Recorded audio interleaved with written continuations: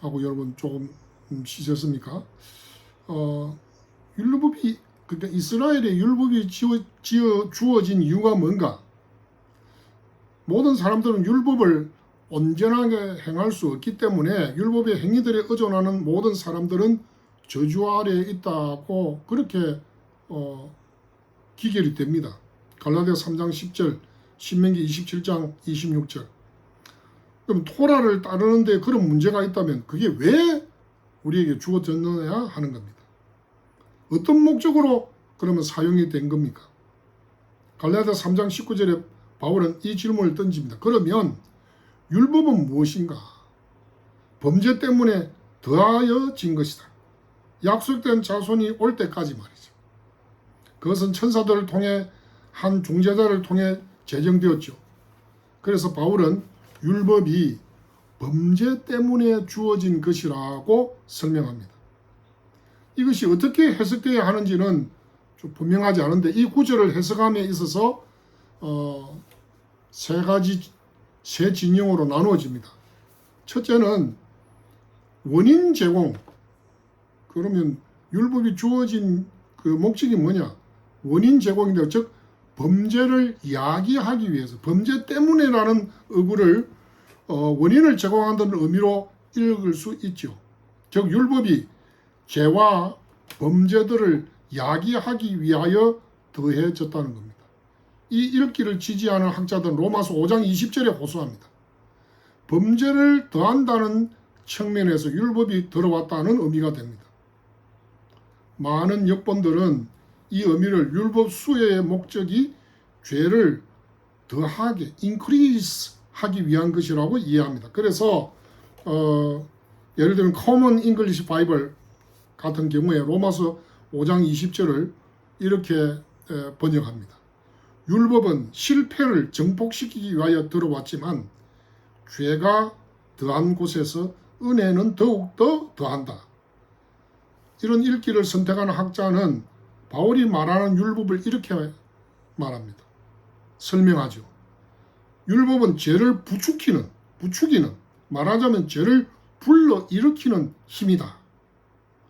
율법은 죄를 억제하는 것이 아니라 깨우는 것이 되며 죄를 감소시키는 것이 아니라 오히려 죄를 증가시킨다. 그러면 하나님께서 죄를 증가시키기를 원하실까요?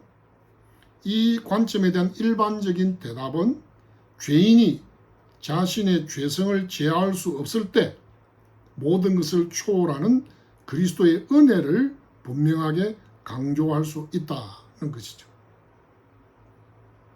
그래서 원인 제공으로 율법의 범죄 때문에 주어졌다 하는 이 부분에 그것을 원인 제공의 측면에서 이해하는 한 부류가 있고, 또 하나는 인지적 목적, 범죄를 확인하기 위해서. 갈라디아서 3장 19절에 두 번째 그 율법의 목적을 죄를 증가시키는 것과 관련해서 보는데, 죄인이 더 많은 죄를 짓도록 자극한다는 의미가 아니고 그것보다는 죄를 특징 짓고 형벌 규정을 제정하는 차원에서 율법이 죄를 증가시키는 것으로 여깁니다. 이 차원에서 율법은 그러니까 죄인이 율법 때문에 죄를 더 짓는 것이 아니라 죄의 문제와 결과들을 더욱 충분하게 인지하게 된다. 죄는 상세하게 드러난 하나님의 뜻에 반역한 것으로서 새로운 차원을 부여받게 하는 것입니다. 이 견해를 지지하는 학자들은 율법이 없는 곳에는 범법도 없다라고 말하는 로마서 4장 15절 후반부를 인용합니다. 이처럼 죄인은 오직 율법을 통해서만이 저가 하나님의 명령을 직접적으로 위반했다는 것을 인식할 수 있다는 거죠. 그래서 첫 번째는 원인 제공, 두 번째는 인지적 목적은 서로 상호 배타적인 것이 아니고 이 두 견해를 이렇게 결합해서 보는 학자들도 많습니다. 세 번째가 교정의 목적이란 범죄를 줄이기 위해서 유대율법에 더욱 긍정적인 태도를 취하는 것인데, 첫 번째와 두 번째 견해와는 완전히 다릅니다. 범죄 때문에 갈라디아서 3장 19절에 대답하는 한 가지 방식은 이런 죄를 단순히 범죄를 막기 위한 것으로 읽는 것입니다. 율법은 불순종을 줄이거나 교정하기 위하여 주어진 것입니다. 그렇지만 로마서 5장 20절은 어떻게 이해해야 됩니까? 교정적 해석을 지지하는 학자들은 이 구절에 대한 전통적인 번역에 반대하면서 범죄를 줄이기 위한 것이 율법을 주신 목적이라고 합니다. 거기 보면 희나라고 하는 단어가 5장 20절 헬라어 단어가 나오는데, 이것은 율법은 죄를 더하게 하기 위하여 들어왔다를 지칭할 수 있습니다만은, 또 희나는 결과로서 율법이 들어와서 그 결과 범죄가 증가하였다를 가리킬 수도 있습니다.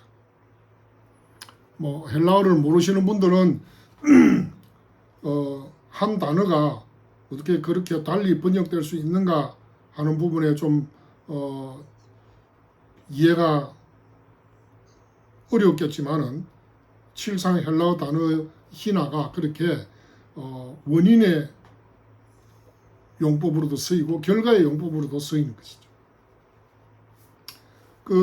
우리가 잘 아는 RSV, Revised Standard Version, 개역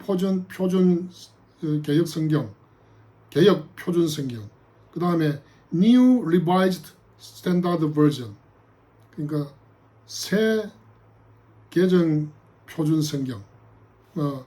거기에 보면은 같은 말씀을 다르게, 하나는 원인적인 측면, 하나는 결과적인 측면에서. RSV는 Revised Standard Version은 율법은 범죄를 증가시키기 위하여 들어왔다.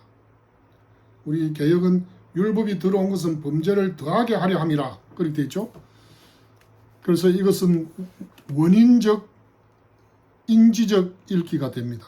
그런데 New Revised Standard Version, 새 개역 표준 성경 번역은 율법은 범죄가 증가한 결과로 들어왔다. 희나에 대한 결과적 읽기입니다.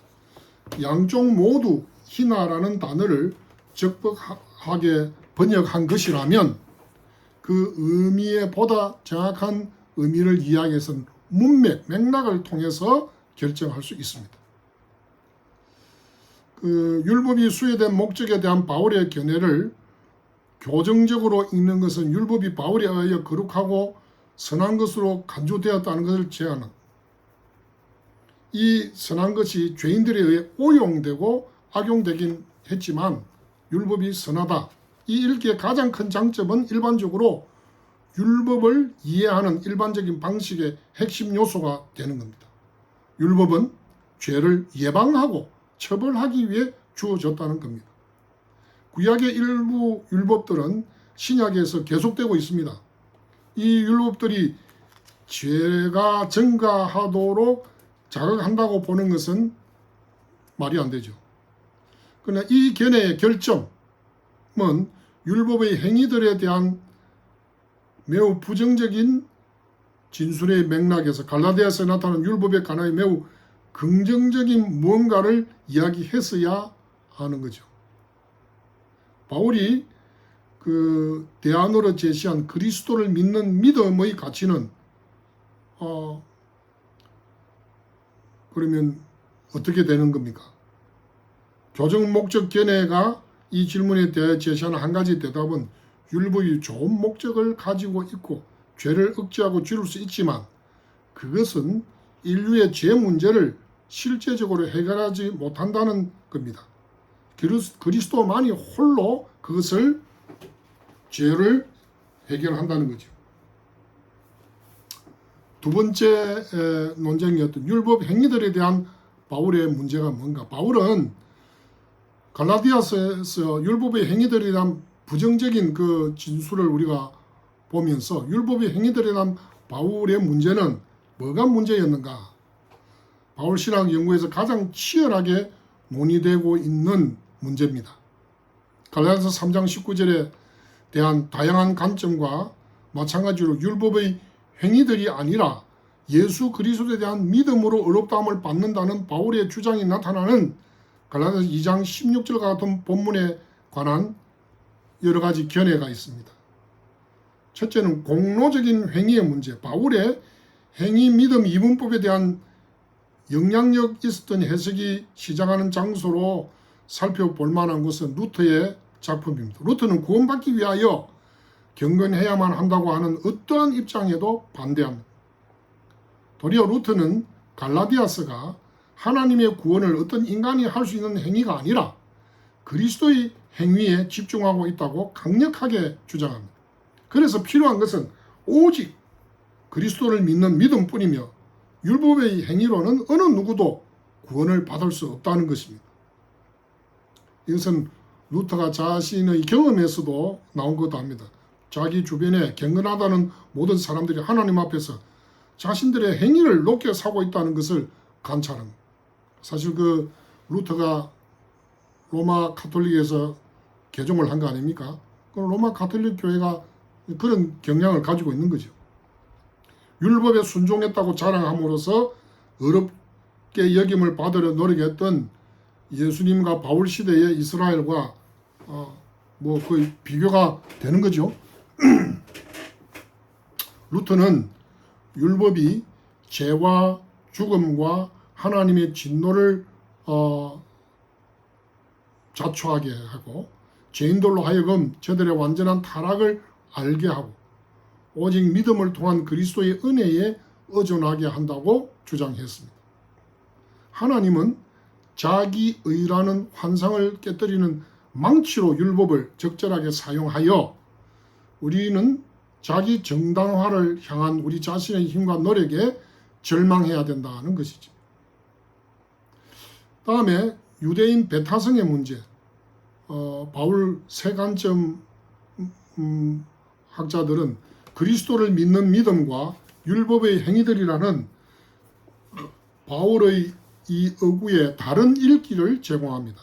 즉 더는 바울이 율법의 행위들을 언급할 때 일반적인 의미의 선행들에 대해서 말하는 것이 아니고 구체적으로 토라에 규정된 행동을 언급하는 것이라고 아주 강하게 주장하면서 토라가 요구하는 전체적인 언약적 명령과 의무 중에서 세 가지가 바울 시대에 특별히 중시되었는데 그것이 할례, 음식법, 코셔 그리고 안식일 절기 준수라는 겁니다. 이 특별한 간섭들, 이 의무는 유대인이 어떻게 다른 민족들과 구별되는가에 대한 그런 중심 표지가 되었습니다. 갈라디아 교회에 보낸 바울의 편지에서 우리는 일부 갈라디아 신자들이 다른 복음을 주장하는 교묘한 교사들의 영향을 받아가지고 할례를 받으려 했다는 겁니다. 이것은 예루살렘에서 내려온 사람들이 그 안디옥에 내려와서 모세 율법을 지키고 할례를 받아야 된다고 하는 그런 성격과 같은 거죠. 그래서 세관점, 바울에 대한 세관점을 주장하는 학자들은 이 교사들은 이방 갈라디아 신자들에게 단지 예수를 믿는 것만으로 하나님께 의롭다함을 받기에 충분하지 않다는 것을 확신시키려 한 것이죠. 그리고 이방 신자들은 유대인의 언약적 정체성을 취하기를 요구하는 하나님과 유대인의 언약 안으로 완전히 들어가야만 했습니다. 이 정체성을 가지기 위해서 더 이상 이방인이 아니며 더 이상 이방 민족들과 같지 않다는 공식적인 표지로 할례가 요구되었던 것이죠. 죄송합니다. 그래서 바울이 저항했던 것은 예수 그리스도의 복음에 무언가를 더하려는 이러한 사고라는 겁니다. 그러니까 하나님께 받아들여지기 위해서 이방인들이 유대인으로 개종 전환될 것을 요구했던 것에 반대했다는 거죠. 다르게 말하면 바울의 세 관점, 학자들은 바울이 갈라디아 사람들에게 구원받기 위해 민족적인 유대 정체성을 취할 필요가 없기 때문에 율법의 행위들로 의롭다함을 받으려고 하지 말라고 경고한 것으로 읽습니다. 대부분의 바울 세관점 옹호자들은 바울의 믿음 율법 이분법을 민족적이고 사회적인 문제 자체로 압축시키지는 않지만은 이것을 갈라디아에서의 핵심 문제로 부각시키려는 그런 경향을 가지고 있습니다.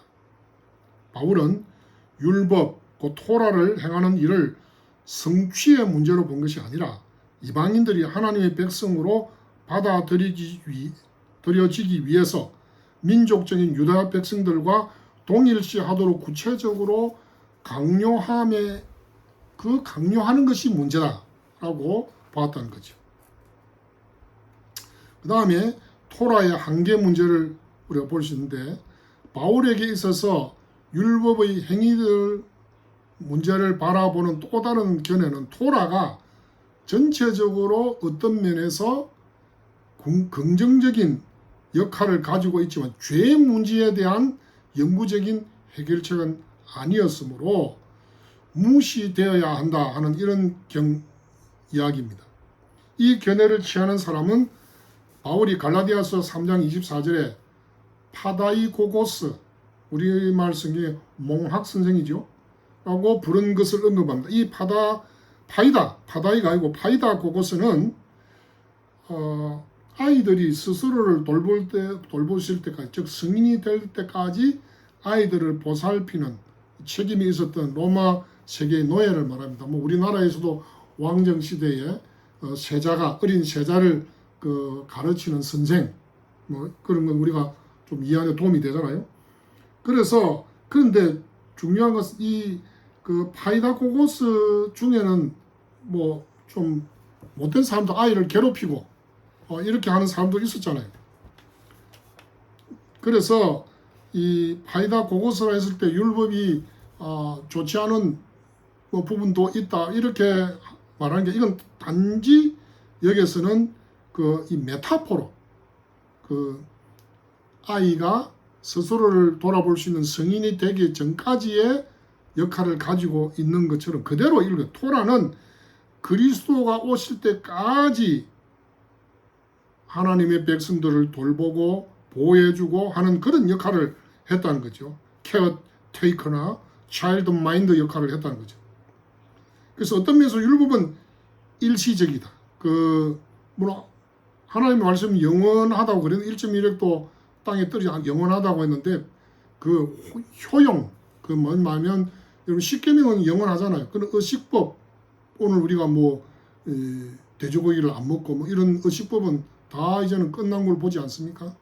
시민법은 이스라엘에서는 또 그대로 이용되는 거 있지만 그 시민법도 효용을 그 시대에 있는 것으로 다 했죠. 예를 들면 처벌 둔다든지 부인을 여러 명 둔다든지 이런 것들도 하나의 그 시대의 상황이었죠. 그래서 율법은 일시적인 것이기에 좀 불충분하고 인간에게는 그 이상의 것들이 필요하다고 말할 수 있을 겁니다. 다른 한편으로 율법은 율법의 시대와 상황에 있어서 중요한 기능을 수행했다고 말할 수 있습니다. 이 견해는 바울 신학에 대한 구원 역사의 견해를 취하는 사람들과 바울의 세관점 접근 방식이나 반세관점에 통합될 수 있는 사람들에게 더욱 인기가 있습니다. 자, 그러면 우리가 이 바울 신학을 이야기하면서 바울의 세관점, 거기에서 우리가 좀 생각해야 될 문제는 뭐냐면 바울의 텍스트를 바울 당대의 그 사회 역사적인 맥락에서 주의 깊게 살펴보는 것이 중요하다. 성경 본문 텍스트를 어느 개인적인 학자의 신념을 위해서 발판으로 삼고자 하는 그런 유혹들은 피해야 됩니다. 그리고 바울에게 귀 기울이면서 바울의 관점에서 바울을 이해하고 바울이 사용했던 단어들은 그가 속한 환경에서 어떤 의미를 가졌는지를 세심하게 검토함으로써 바울 당대의 정치적, 종교적 문제들을 어떻게 논의하고 다루었는지 아주 세밀한 그 민감함이 필요하다는 거죠. 그 다음에 연속성과 불연속성. 바울과 신약을 구약으로부터 너무 멀리 떨어놓은 율법이다. 구약은 율법이다 해서 멀리 떨어놓으려고 하는 시도는 조심해야 되는 거죠. 연속성과 불연속성. 구약의 율법이 성경이 아닙니까? 또 바울과 및 모든 시대와 장소의 기독교인들에게 있어서 구약은 권위를 행사할 수 없습니까?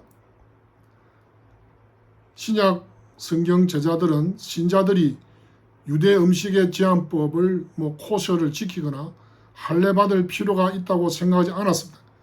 그런데도 바울은 구약, 심지어는 구약의 규정들까지도 상당한 관련이 있는 것으로 디모데 후서 3장 16절, 고린도전서 9장 9절에서 말하고 있습니다. 그 다음에 믿음과 행위를 바울은 자기 성취에 머물러서는 안 되지만 행위가 결정적으로 중요하다는 점을 분명하게 말합니다. 구태여 우리가 그거 하지 않아도 야고보서에서는 행함이 없는 믿음을 헛것이라고 말하고 있지 않습니까? 너희는 그 은혜에 의하여 믿음으로 말미암아 구원을 받았으니 이것은 너희에게서 난 것이 아니요 하나님의 선물이라.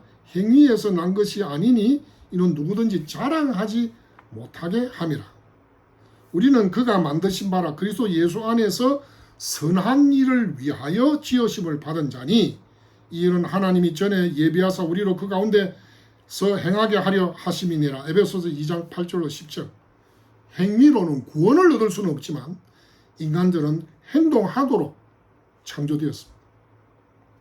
믿음에 대해서는 헬라 피스티스죠. 이 피스티스라는 말은 그 시대에 초기 기도 유대교에서 매우 풍부하고도 미묘한 단어였는데 믿는 행위와 관련된 강한 인지적 요소를 가지고 있지만은 언약에 대한 유대적 충실함을 나타내기 위해서 바울 당대의 유대인에 의해서 선택된 핵심 단어가 이 믿음이라고 하는 피스티스라고 하는 단어입니다. 유대 문헌들의 이 단어의 용례가 풍부하게 나타납니다. 우리가 믿음과 행위들을 완전히 별개인 것으로 구별하지 말아야 됩니다. 우리가 사람이 영혼과 육신이 있잖아요. 영혼과 육신이 영혼은 보이지 않고 보이고 하는 데서는 구분은 되지만 영혼 없는 육신이 있어요. 그건 죽음이죠. 그러니까 믿음과 행위를 별개의 것으로 보지 말고 이것은 바울은 믿음의 행동의 구성 요소가 포함되어 있지 않다고 말하지 않습니다. 피스티스라는 말은 하나님에 대한 기독교인의 이상적인 응답을 가리키는 대표 용어, 즉 영어 단어의 커미트먼트, 위탁과 같이 그 행동을 포함하는 그리스도에 대한 전인적인 헌신, 디보션과 의존으로서 이해하는 것이 좋습니다. 결론으로 말하자면 바울에 관한 세 관점, 이것은 어떤 의미에서 우리가 신약을 굿유소라 했을 때 구약 성경을 배던 유소라고 할 수 없듯이 세 관점, 그러면 옛 관점 이렇게 해서 구분 지을 것이 아니라 역시 바울의 지금까지 이해되어 온 바, 바울을 너무 성급하게 그냥 반율법이다 이렇게 볼 것이 아니고 바울 시대의 용어와 바울 시대의 환경 이런 것들을 고려해서 바울의 전한 바울 서신들을 이해할 때 우리는 더 풍성한 하나님의 말씀을 이해할 수 있고 옛 관점이든 새 관점이든 간에 우리는 거기에서 좋은 것들을 취사 선택에서 배워서 하나님의 말씀에 더 온전한 이해를 할 수 있어야 된다. 그래서 바울이 1세기에 있어서 여러분 제가 그 이스라엘 있을 때 유대인들은 그 제가 히브리 대학에서 만난 학자들도 오늘의 기독교를 기초한 사람은 설계하고 기초한 사람은 유대인 바울이다 이렇게 봅니다. 그래서 그 유대인 바울이 만든 그 사람 표현이 바울이 정리한 기독교가 오늘 세계 최대의 종교가 됐는데 왜 유대교는 자기 민족만 믿는 종교가 되었는가? 세계화되지 못한 것을 말하면서 이 바울로부터 배우려고 아직 예수님 연구까지는 안 가지만 바울 연구는 유대인 학자들이 많이 하고 있다는 것을 우리가 생각하면서 이 오늘 그 바울의 신학적인 관점, 바울 신학, 바울 서신들을 보는 학자들의 관점, 그것은 결국 바울이 어떤 신학을 말하고 있는가를 이해하는 데서 나온 것이기 때문에 이 부분에서 우리가 오해와 또 불충분한 이해를 넘어서 더 폭넓게 이해할 수 있는 하나님의 자녀들이 되었으면 좋겠습니다. 수고하셨습니다.